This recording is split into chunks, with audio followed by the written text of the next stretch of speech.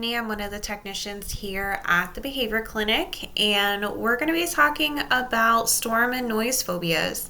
What does that look like? How do we manage them? How do we just help our four-legged friends feel more comfortable during some of those scary events? So we'll talk about, again, what are those definitions of storm phobia, noise phobia, and then we'll really dive into some preparation and management, medications, behavior therapy, all that good stuff. So this may be your dog when it hears thunder or rain or wind, just running away, hiding, panting, pacing. And so if we look at just the term phobia, and what does that mean? It's an intense, maladaptive, and unreasonable fear of something or a situation that far exceeds the actual danger or harm that is possible. So, for example, those of you who know me know that I am terrified of stink bugs. So you could say that I have a stink bug phobia. And it's a very unreasonable fear, right? Like, a stink bug's not going to do anything to me. But if there's one in the room, I'm like this dog, I'm jetting and hiding somewhere. Same thing with those noise and sound phobias. So again, thinking of that unreasonable fear of a situation. And for noise and sound phobias, this is usually that fear eliciting sound is a loud and very distinct sound. So think of fireworks, gunshots, car backfiring, that very sharp, loud sound. And your pet may look like this. They may be shoving themselves in a closet and just trying to hide. They could be running away, attention seeking, destroying things. My dog Gunner, for example, which you'll see him a little bit later, he has noise phobia with fireworks, gunshots. And before he was receiving treatment through the clinic, before we were doing medications and some other things that we'll talk about here in a little bit, he would be, during 4th of July, shoved behind the toilet, shaking, panting, drooling, just pure terror with hearing those noises. And it's really hard as pet parents to see our dogs struggling so much with these noises. So we'll kind of run through, well, how can we manage this? How can we help our dogs be able to cope and potentially feel better with some of these noise events? Well, the first part is preparation. If your dog has storm phobia, watching the forecast, having apps on your phone that will send you alerts if there is a chance for storm, heavy wind, rain. It really depends on your dog and where does that noise phobia start. If we have some issues with fireworks, knowing are there festivals happening near you that may do them, sports games that are going on. So if you live here in Cleveland and you live near the Browns Stadium or the Guardians, maybe some fireworks could happen. Maybe your neighbors are setting fireworks off after games. If you live in Cleveland, in my neighborhood, fireworks happen all the time. It could be Easter, New Year's Eve, Christmas, a random Tuesday in February. People are setting fireworks off all the time. So just trying to do the best that you can to know ahead of time of when those events are going to happen. And then making sure that you have all of your supplies ready. So you've got your medications ready to go. You've got your food enrichment preps before storm season starts. And if you have a fireworks season in your area, and it's not just all the time, one, I want to know where you live because I might move there. But also that's super helpful of making sure that you have your stuff prepped before that fireworks season starts. So there's different options, medications, pheromone supplements, different products that we can try to just help support your pet through these noise events. So we can do things like thunder shirts. It doesn't work for every pet, but some dogs respond really well to it. So if you have a dog that during those noise events are really just climbing up on you, want to be held, really want that pressure on them, a thunder shirt might be a good option to try. You can also use or try mutt muffs. I've got this cute little picture, this little pitty over here wearing his muffs. If you are going to do those, you need to train them up so that your dog enjoys wearing them. I don't want to wait until the storm or fireworks are happening and then we try to put them on our dog, because now I'm just adding another layer of stress to our dog. We're overflowing their cup, putting them way over threshold at that point. It's not going to be helpful. So if this is something that you're interested in training up, but don't quite know the steps to do it, let us know. We're more than happy to help you out. You can also try Adaptil. So I've got a picture of what the diffuser looks like. And Adaptil is a synthetic version of the pheromone that a mother dog gives off while she's nursing her puppies to just help calm them. Some dogs respond well to it, some you don't notice a difference. So you can have a diffuser. Maybe it's plugged in all the time if you've got fireworks happening year round. Maybe you only plug it in right before storm season starts. With the diffusers, they last for 30 days. So if they're helpful, make sure that you're keeping them filled so we don't have a lapse in no Adaptil and then we have a pop-up storm. You can also use the spray version. So this, you can spray it on a bandana that they're wearing, their bedding, blanket, any of those things. It does have an alcohol base though, so make sure you air those items out for about 10 to 15 minutes before you put them on your dog or have your dog lay on them, just so they're not overwhelmed by that smell. The spray does last for, maybe 4 up to 4 hours, sometimes a bit longer. So if you have a full day of storms on and off, you may have to reapply that spray. There is also a collar version that looks very similar to a flea collar. With the collar, it does need to be tight enough that it's touching their skin. So if your dog has a lot of hair, the collar might not be the best option because it's gonna have to be super tight. Again, these are, I think of pheromones and supplements and thunder shirts and muffs sort of as an additive to medication that your doctor may prescribe. Because a lot of times those things by itself aren't quite enough. And so some options of medications that your doctor may prescribe for your dog, one of them could be Cilio gel. So this is just a gel that you rub on their gums. It takes 20 minutes to kick in, lasts about 2 hours. So it's really nice for those pop-up storms where you don't have enough time to get an oral medication in. If this is going to be a dangerous option for you, where you may get bit if you are putting your fingers in your dog's mouth, you need to let your doctor know so that way we can look at oral options. So some of the things that we use could be trazodone, clonidine, lorazepam. Each one falls into kind of a different category of how long does it take to kick in, how long does it last.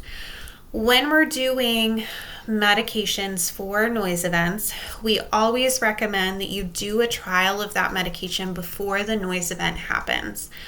One, I want to make sure we don't see any negative effects. I want to make sure there's no GI upset. It doesn't make your dog more anxious or on edge. And I also want to see how long do you start to notice effects. And we always start at the low end of the dosage range.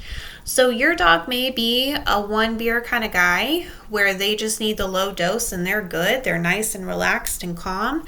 And that's fantastic. Your dog may be a 6 beer kind of guy. And when we give that 1 beer dosing, he's sitting there going, what meds? I'm good. I'm not sleepy at all.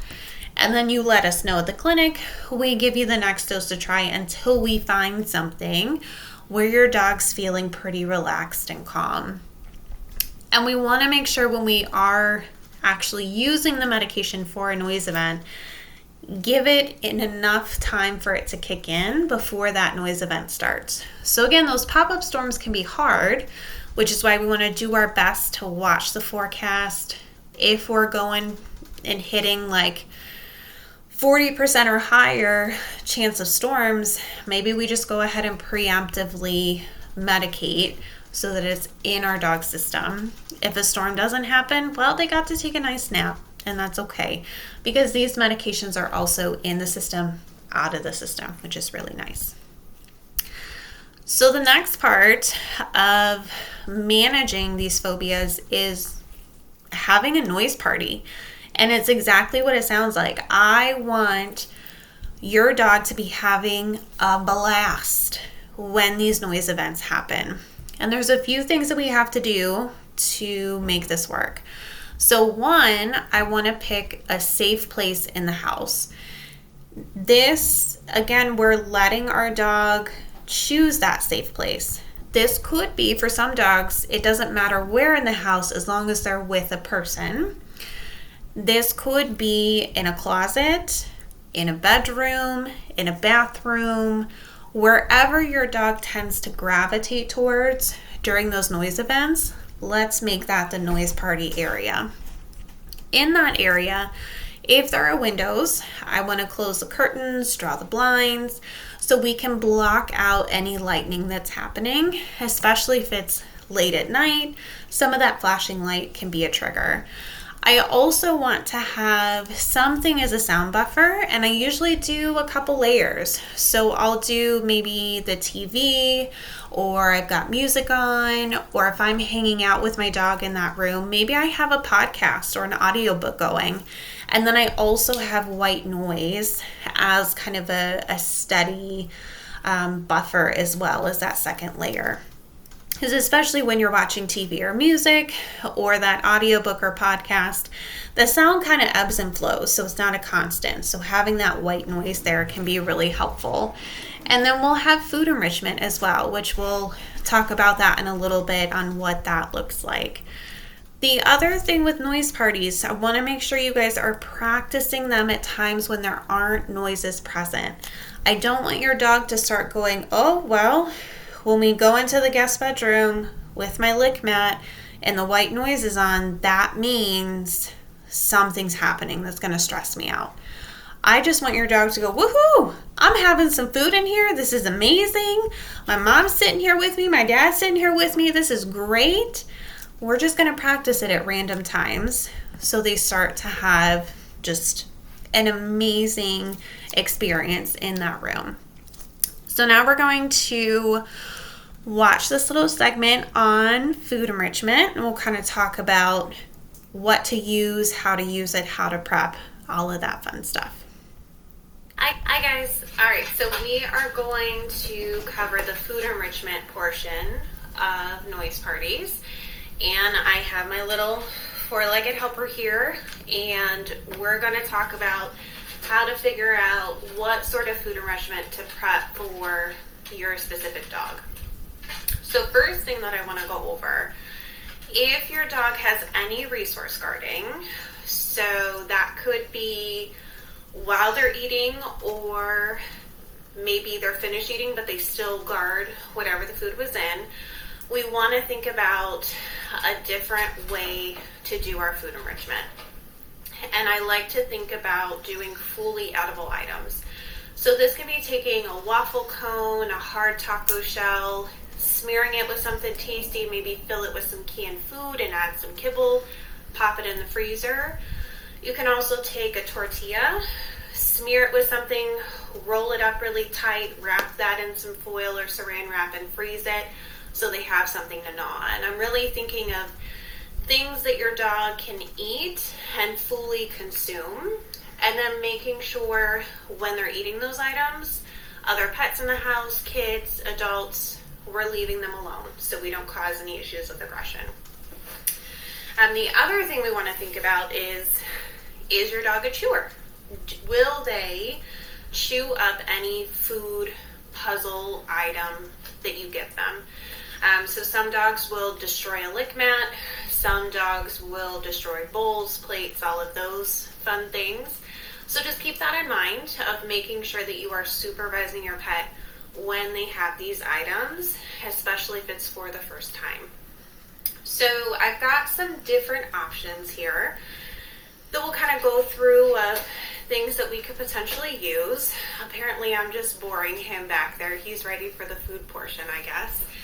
But some different things that we can use when it comes to a food party, or food enrichment for a noise party, which is really a food party, right? So we have our Kongs.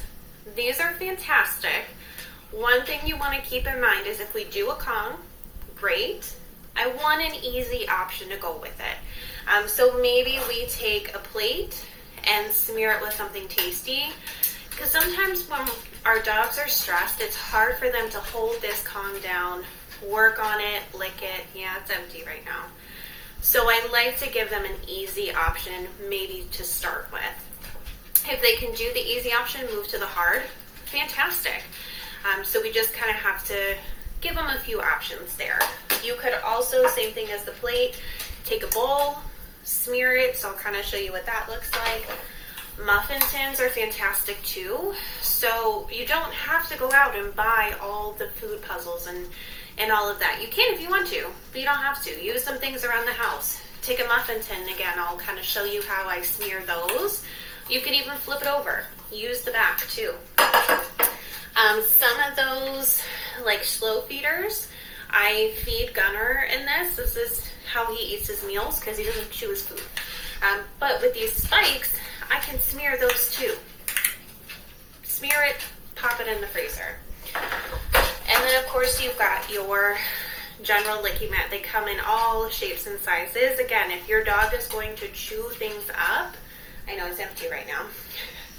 If your dog is going to chew these up, supervision, or we just don't use these and we find something that's sturdier. Another thing, you could kind of mix it up. So something like this where I've got my lick mat portion, but then maybe I can hide some awesome tasty things in here.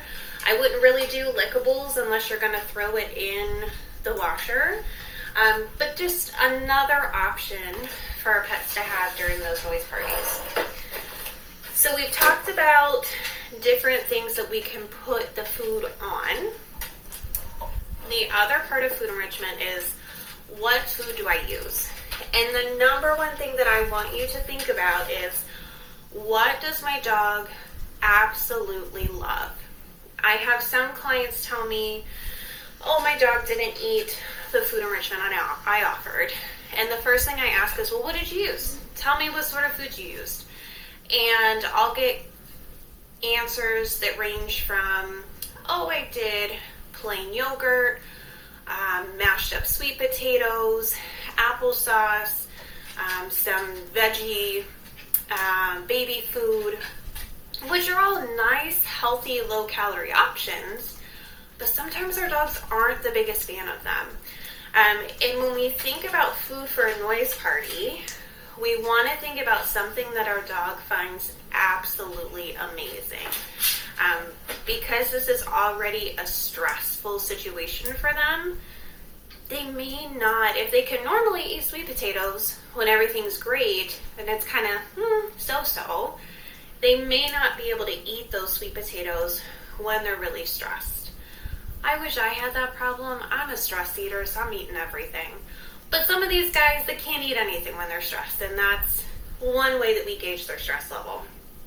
So this next part, I've got some different food options that I'm going to offer Gunner and see, does he turn anything down? Is there something that he gets super jazzed about? And we'll kind of figure out, okay, what's going to be the best option for him.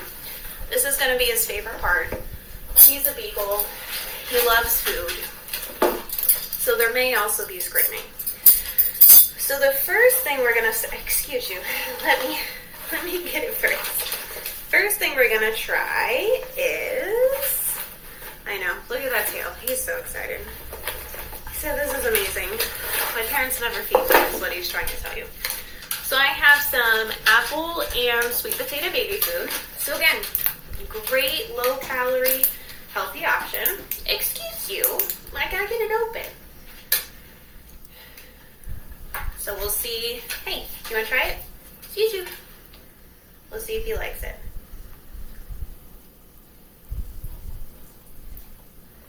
He said, okay. It's not bad. So I think for him, this is a maybe to use for noise parties. Also, you know your dog. You know what they look like when they're super excited about something. Sorry, that went up your nose. This is Gunner's, okay, it's food. I'll eat it. Granted, this is a dog who eats his poop, so I guess nothing's off limits. But when he gets super jazzed, there's lots of screaming that happens. So this is going to go in my maybe pile. Because again, if I'm using it for a noise party, he's stressed. So is he going to want the apple and sweet potato? Maybe not. Alright, so next I've got some applesauce. And again, I'm not going to re-eat this applesauce after he licks it.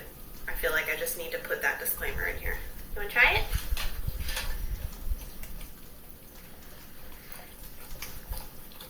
So again, I think this is another maybe.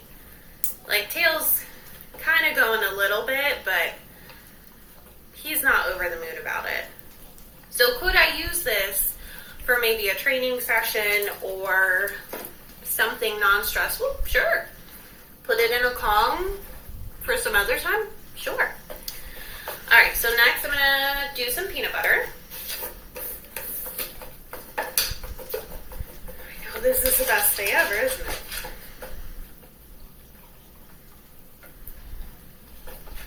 So this one, we're a bit more interested. Like, he's coming back to the spoon. He's like, hey, can I have some more of that? So this might, if I'm ranking things, this might go, and I just had applesauce on my finger, and he goes, nah, I want more of that peanut butter. So the peanut butter is going to go above my applesauce and my baby food. So I'm kind of ranking some of these to figure out what is your favorite thing. Okay. Now we're going to do super healthy spray cheese. I know. What is this?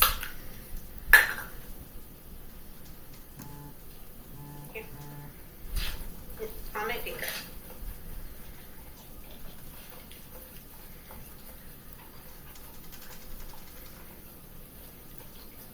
Smart. So I also, for him, I judge a lot by his tail. When he's eating something, are we excited, are we not? So this might be up there with peanut butter. He's not over the moon yet. Alright, now we're going to do, I've got some just canned food. And already, look at that. And hear that. I'm going to take a little bit, let's try it. And if you could see his eyes right now, they're the size of saucers because he's so jazzed. So the canned food, that's going in my #1 spot right now. All right, last thing I've got, some Cool Whip.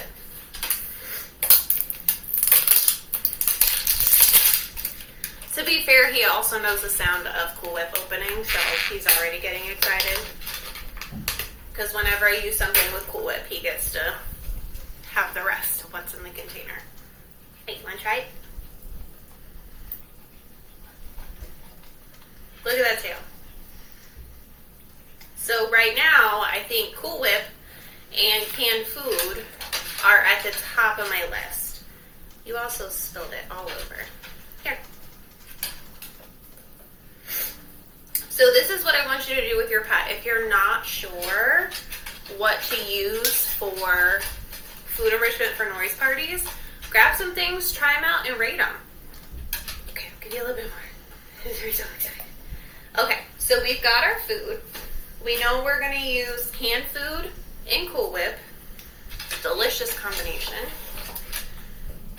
So then I have to think about, again, look at the dog in front of you. For Gunner, I know he likes Kongs, but they're really hard for him to work on during noise parties, so I'm probably not going to use this.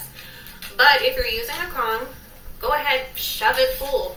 So maybe I'm going to put some canned food in there, and then you could take like some little training treats, which, let me just do a treat scatter, or we're going to have more screaming. Can you touch? Maybe you take some of these, sprinkle it in the Kong, And then you layer it off with some more canned food, spray cheese, Velveeta, cream cheese, whatever. And kind of have nice little layers in there, like a little parfait. And then again, pop it in the freezer. And then sometimes what I'll do is just top it off with a fresh layer to get them started. So for Gunner, usually what I do is I will take a lick mat. So maybe I'm gonna do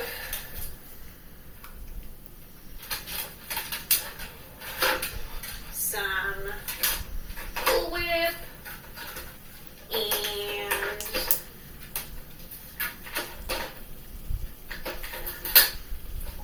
some, he thinks this is the best day ever. There it is, there it is. So just something like this, where it's smeared on there. Can you see? Can you touch? Okay, touch. So I'm going to give that to him to work on. So maybe we have, say it's a pop-up storm and we're not ready. Grab just a lick mat or take your bowl. And, oops. I'm making a mess too. And I'm just going to take my Cool Whip. And this could be Cool Whip, canned food. Gunner says this is the best day ever. I'm just going to smear it all over. So a nice thin layer. I don't want inches and inches of canned food, spray cheese. We don't need to give our dog pancreatitis during these noise parties.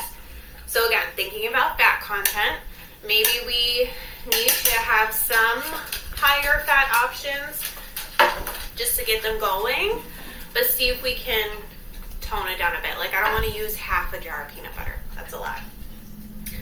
So maybe we do that. Maybe we take same thing with that plate, smear, again, thin layers. Oh, you still got stuff. And maybe this is one that I prep ahead of time, even on the lick mat, smear it, and then I'm going to take some training treats, pop them on there, so it kind of looks like this. Nice little Picasso painting in here. Yep. Gunner approves. Kind of looks like this. Whoops. Pop it in the freezer so this is nice and solid. And then when you need it, again, bring it out. There you go. Obviously, these are all fresh, so he's going through them quickly. Same thing if I use this. You could take a basting brush, get some of that peanut butter, spray cheese, Cool Whip, spread it over there. Same thing with these muffin tins. When I use these, I don't use the whole thing for my smaller dog. Unless I'm using, say, like canned food, and maybe we just don't get part of our meal. Like if I know a storm, he's not afraid of storms, but if he was, if I knew a storm was coming, I would do maybe all of this with canned food, less of his regular food. More so with him, he's afraid of fireworks. So like 4th of July, his meals are smaller because I'm using a lot of food enrichment pretty much that whole day because I live in Cleveland. Hey, over here. And there's just fireworks all the time. So again, we can smear these cups, and usually what I do is, again, nice thin layers. We're not doing a whole cup. I almost wanted to get him a little chef's hat so we could have like this cooking class with Gunner. I don't think he would keep it on. But I'm not using a whole cup of whipped cream for this.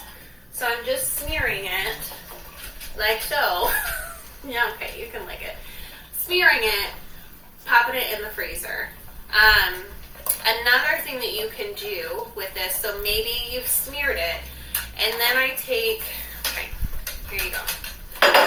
And then you can take low sodium chicken broth and just pop some of those holes in the muffin tin. I don't fill it all the way up, just a little bit. Maybe crumble up some treats, sprinkle it in there, and freeze that too. So they have a nice variety of things to work on. And then again, last option, I would smear something tasty on here. A lot of these have the option where you can pull the lick mat off. So great way to prep this ahead of time, have it in the freezer. And then if they do happen to get lickable stuff on this portion, you can just throw it in the washer so you're not making a big mess. So other food items that we can think about would be cream cheese, Velveeta, meat-flavored baby food. So again, we're thinking about high-value treats for your dog. There are some dogs where pumpkin and sweet potato are high value for them. Great. Use some of that. We can also do things like Braunschweigers, like a goose liver piece. It smells really gross. The dogs love it. We can also do, if your dog has allergies, so say they're on a specific food diet. Sorry, he's getting ants in his pants because he wants more food. If your dog is on a specific diet for their allergies, maybe if there's a canned food option, maybe we use that for our food enrichment. Whoever is managing your dog's allergies, whether it's a dermatologist or your regular vet, ask them if you can use marshmallow fluff. That's one that we can use a lot of times with these guys who have allergies. And it's just something that's a little bit different that can be really exciting for some of these events. But the biggest thing is, again, make sure you're using food that your dog loves, and make sure that you have some of this prepped and in the freezer. Again, you may have to start with some fresh items. Obviously, if we try fresh, absolutely amazing food and they still can't eat anything, that lets me know my stress level's way too high. Remember, they're not like me and maybe you who eats when we're stressed. They stop eating when they're stressed. So then that's something where you need to call us or let us know at the clinic of, hey, I did the meds, I did the food, I did all of the things that you told me to do. Just waiting for him to scream again. And he did not eat and was still, can you touch please? Thank you. He was still very stressed. I need help. And that's where we can make adjustments to the medications so that way your dog isn't so stressed and this isn't so hard for them. So again, thank you guys so much for tuning in on this webinar. Hopefully you got some good tips, and then just know that we're always here to help you guys out at the clinic. Bye. Hi guys. All right, so we are going. Sometimes I don't know how to use technology. Here we go. Okay, great. So we talked about food enrichment, and again, we're going to add those into our noise parties. And we are going to have multiple options ready, multiple options that are potentially fresh and frozen that's going to help us get through. All right. Goodness. There we go. That's going to help us get through potentially longer storms or longer firework episodes. So another thing that we can work on is we can add in some behavior therapy.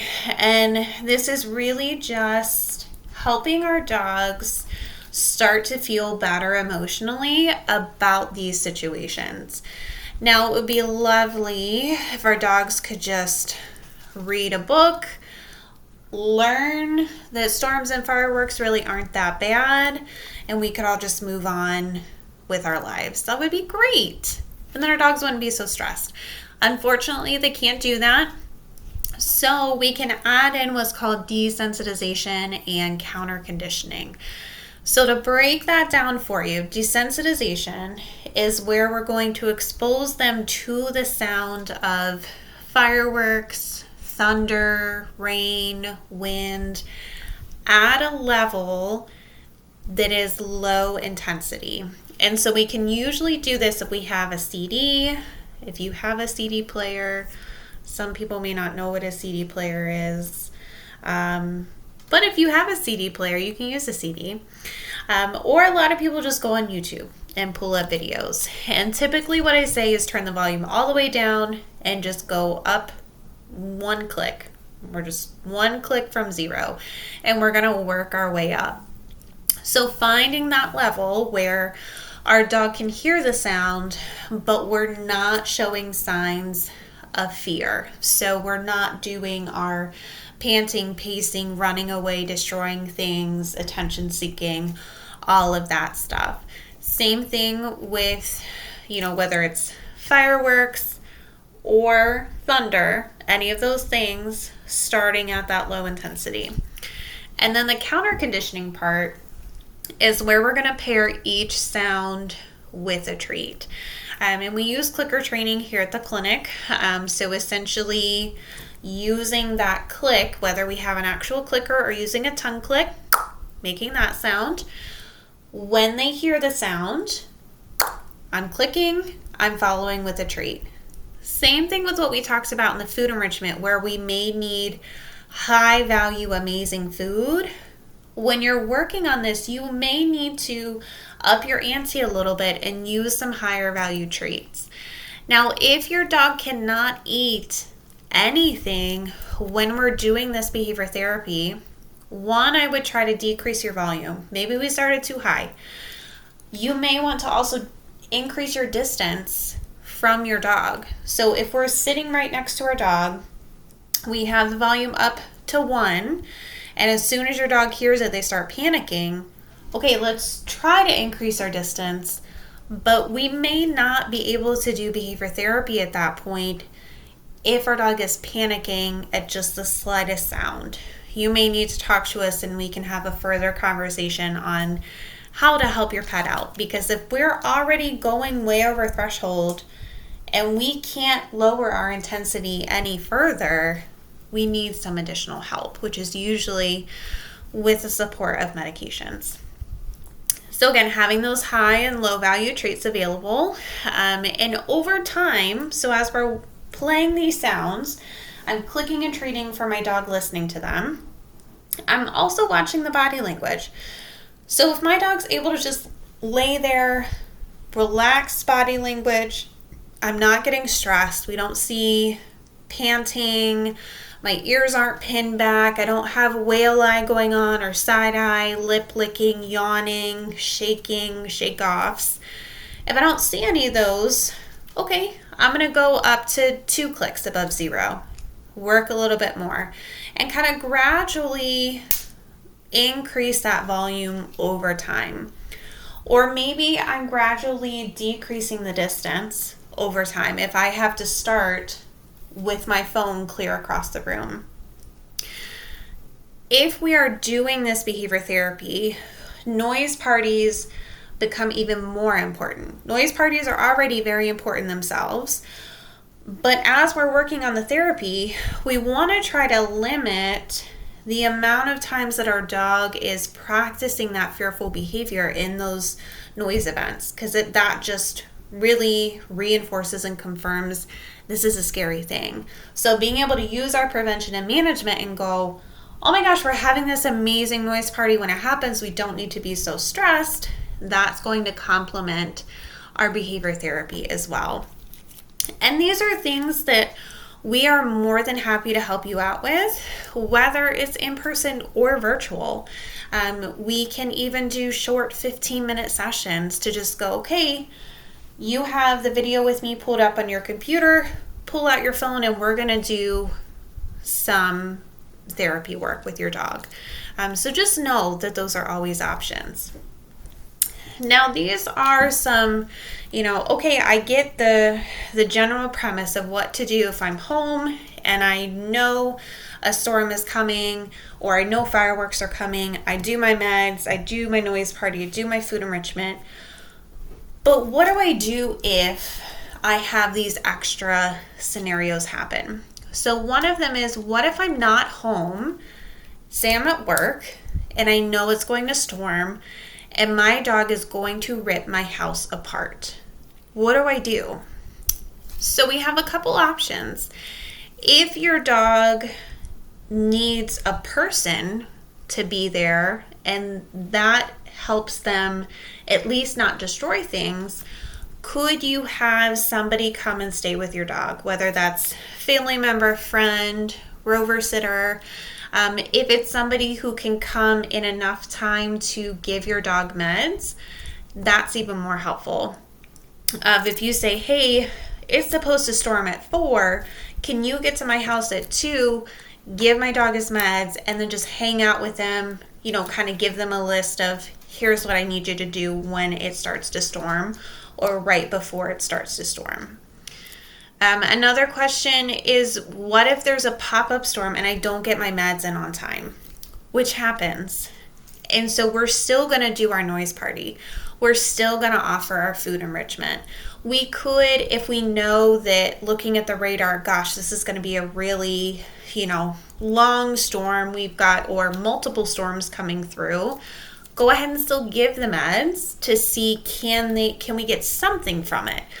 Keep in mind, if our dog is already stressed and anxious, the meds may not work as well as when we give it to them when they're already relaxed.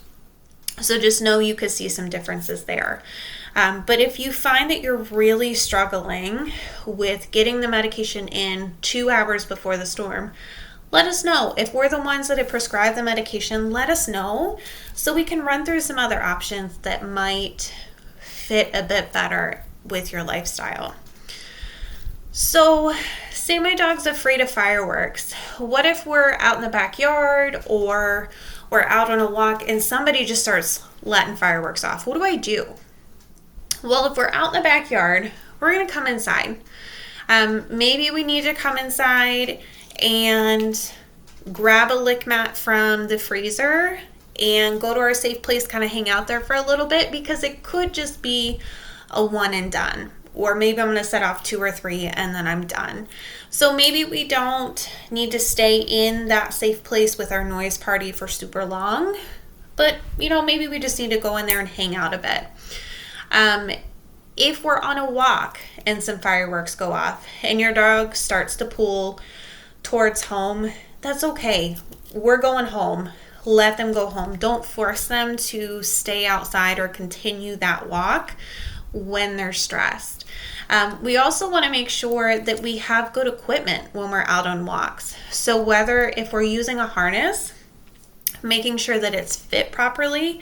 I also like to have a connector strap that goes from the harness to a martingale collar. So if I have this moment where fireworks go off and my dog panics and they somehow Houdini out of their harness, that connector strap is connected to their collar, which is a martingale, so it's not slipping off. I still have a hold of my dog, because that's one of my worst fears, because I have a dog who's afraid of fireworks. Gosh, what if he slips out of his equipment and now he's just running around the neighborhood panicked? So just make sure that we have good equipment. If we're afraid of fireworks and it's 4th of July, we probably should just skip a walk for that day, especially if you're in a neighborhood that's letting off fireworks all day. Try and time potty times to run outside, quick go potty, and then come back in and stay in our safe space. Sometimes what I will do as well, speaking of fireworks all day, yes, I use a lot of food enrichment, but with those lulls in when fireworks are going off, I don't necessarily give food enrichment, but I will still keep the white noise, everything going on, so it's just a constant sound buffer. But I save a lot of my food enrichment for in the evening when it is more of those constant fireworks. And then another one is, what if it's going to storm while my dog is at daycare or with a sitter? And so this is something where you need to have a conversation with the daycare workers or the pet sitter. Let them know that your dog has medication for these events and walk them through what they need to do to help your pet stay safe and comfortable. And if, daycare or the sitter is not comfortable with those things, maybe we need to adjust the plan of somebody else watches them during those days. So if you have done all of these things for your pet and you're still struggling, let us know. You can call us. I've got our email on there. I've also got our website on there. But reach out to us and let us know that you need some extra help, especially as we're really getting full swing into storm season. And like I said before, I live in Cleveland, so it's fireworks all year round. But don't hesitate to reach out and let us know if you need some extra support. We are always here for you guys. But again, thank you so much for tuning in, and hopefully you got some good information from this.